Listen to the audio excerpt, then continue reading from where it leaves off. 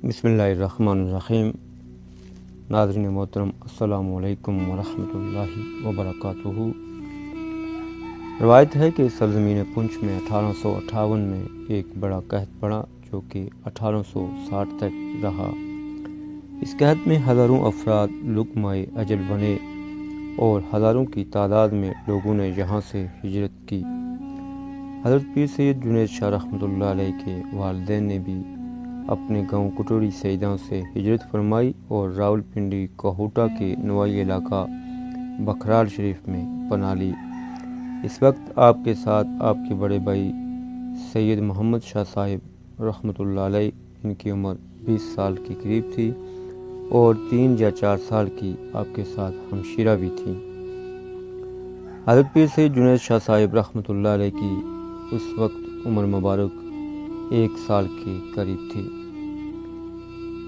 شروع میں آپ کو یہاں پر کچھ ایام تکلیف کا سامنا ہوا، لیکن بعد میں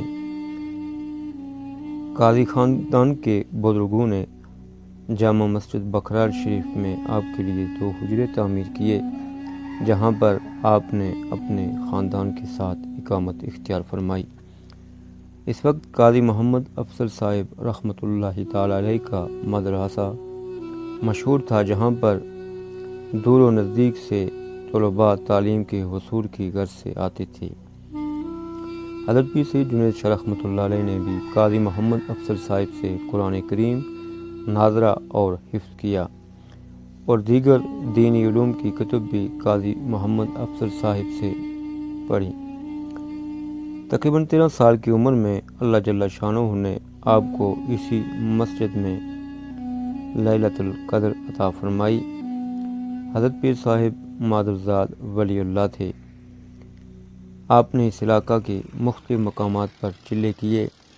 آپ کے والد محترم اور ہمشیرہ کا جلد ہی انتقال ہو گیا، البتہ والدہ محترمہ اور بڑے بھائی سید محمد شاہ صاحب کا انتقال کافی عرصہ بعد ہوا۔ آپ کے والد محترم اور بڑے بھائی کی قبور ایک ساتھ ہیں، جبکہ والدہ محترمہ اور ہمشیرہ کی قبر مبارک قاضی صاحب کے خاندان کے قبرستان میں ہے۔ حضرت پیر صاحب رحمۃ اللہ علیہ کے والدین اور والدہ محترمہ کی قبور قاضی خاندان نے پختہ کروائی ہوئی ہیں اور ان کے گرد 4 دیواری تعمیر کی گئی ہے۔ حضرت پیر جنید شاہ صاحب رحمۃ اللہ علیہ کو اس علاقہ اور قاضی خاندان سے خاص محبت اور عقیدت تھی، اور یہ خاندان بھی آج تک حضرت پیر صاحب سے والہانہ محبت و عقیدت رکھتا ہے۔ حضرت پیر صاحب کے استاد محترم قاضی محمد افضل صاحب کی قبر مبارک احاطہ مسجد میں ہے۔ مسجد میں امامت و خطابت کے فرائض آپ کے خاندان کے پاس ہی ہیں۔ حضرت پیر سید جنید شاہ رحمۃ اللہ علیہ کے بھتیجے سید سلیمان شاہ صاحب بعد میں اپنی فیملی کے ساتھ واپس اپنے گاؤں کٹڑی سیداں تشریف لائے۔ حضرت پیر صاحب رحمۃ اللہ علیہ نے بھی 25 سال کی عمر میں گاؤں آنا جانا شروع کیا، لیکن آپ نے مستقل قیام کہیں بھی نہیں فرمایا۔ زندگی کے آخری ایام میں آپ اپنے بھتیجے کے پاس تشریف لے آئے اور کچھ عرصہ علیل رہنے کے بعد اپنے خالق حقیقی سے جا ملے۔